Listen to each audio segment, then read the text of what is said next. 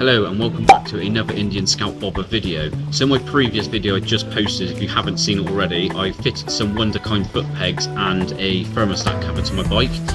But in today's video I'm going to be heading back to More Speed Racing, which is the place I bought my bike from in Poole, Dorset, and that's because I've got a MOT to be done on my bike, and I also wanted to get a couple of modifications fitted whilst the bike was in their place.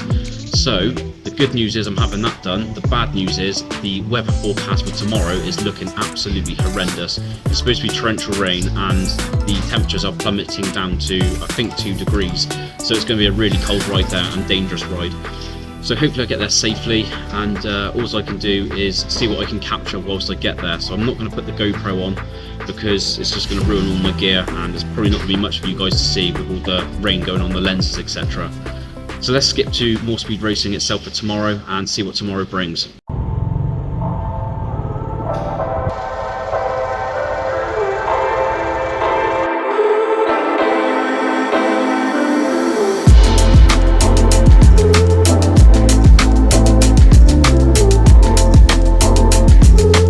So as you can see, I've arrived safely at More Speed Racing, and the guys there wasted no time with getting on with the work that I requested. Now when I walked into the workshop, as you can see, there was no rear wheel on the bike already. Now that's because I'm having 2 brand new Cobra Chrome tyres fitted, which is highly recommended by More Speed Racing. They do say it handles really well, and it also looks really good. So currently I have a standard Indian tyre on the front of my bike, and then I have a Pirelli tyre on the back, which has just been removed and replaced with that Cobra Chrome tyre you've just seen there. Now, a lot of people do ask, can you go wider on a standard rim on the Indian Scout Bobbers? And the answer is yes, and that's what I'm having fitted today. So that was one of my questions as well. So now what the guy there is doing is removing the brake caliper and the wheel itself, and he's just about to change the front tyre to one of the new Cobra Chrome ones in that room that you can just see there. That's the rear tyre fitted, as you can see, and it's looking really good. So just to add to the madness, you can see now there's a different chap working on my bike.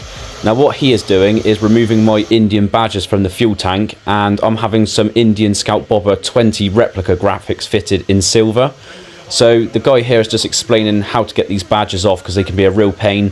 And yeah, you guys can watch the process of my new graphics being fitted here. They are a pain. The trouble is you can't even put an implement behind to get them off, because you'll pull off the paintwork. So you've got to be really careful. I find matte is the hardest, because you can't. The what? Sorry. Matte paint is the hardest because you can't do anything with it. Like no, that's right. See how that's moving now. That eye. You rub it off, and then oh yeah. And then you can sort of almost twist them to get them really loose. There you go. And then it just comes off. And then roll this, heat it and roll it. And then the glue remover takes the behind off. Okay. Nice. Hence why they bend sometimes, if you like. I'm saying so difficult to save.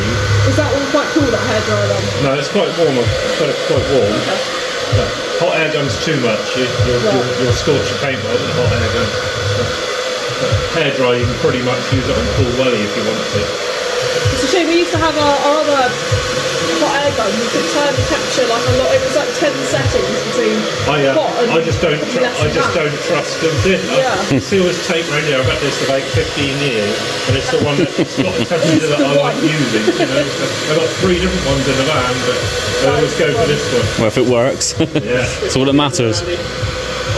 So now the other guy has returned with the front tyre. However, there's been a bit of a mix-up with the part numbers. This tyre on the front is actually wider than it should be, and the problem is the front mudguard won't go back onto the bike. However, at this point of the video, the guy didn't realise it's the wrong size tyre, so we will get to that in a second. And then the other guy is still fitting the graphics, so I'm going to keep switching in between and trying to capture what I can without being in the guy's way. So now I've skipped through the video a little bit because the guy is now fitting my new rubber gaiters to the suspension and the blanks for the top. Now the reason being is because I want to black out the front of the bike a little bit more, and whilst he's at the suspension area, it just basically made sense to get that job out of the way next, really.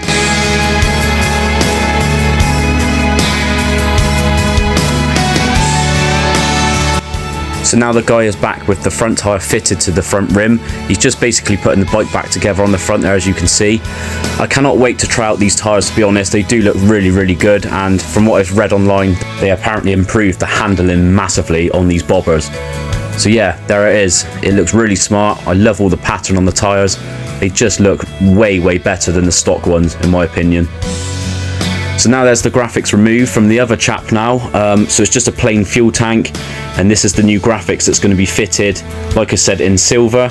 I don't know what it is, but I've just been seeing loads of more pictures online and bikes in person with these graphics, and I just think I prefer it, even though I really do love it with just the badges having that simple look.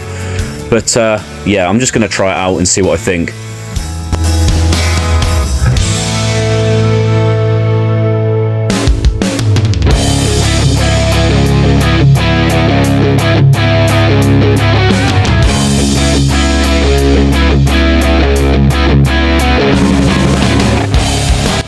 And there you have it, there's one side finished. I really do love this graphic, I must admit.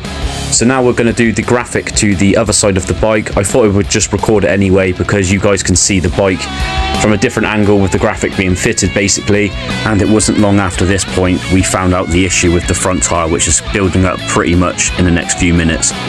Here is a bit of a closer angle of the new suspension gaiters fitted. They're looking good.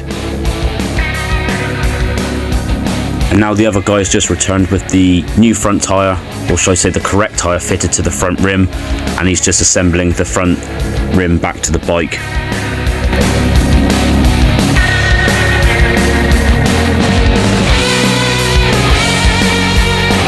So going back to the graphics guy now, you can see he's pretty much finished his job as well, and they are looking really good.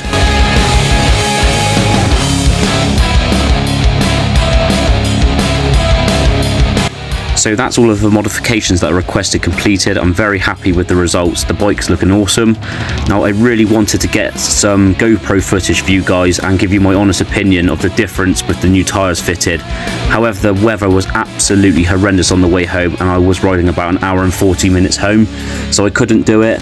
So what I'm going to do is just skip to somewhere where I stopped near home, just to show you the look and a little walk around of the bike pretty much.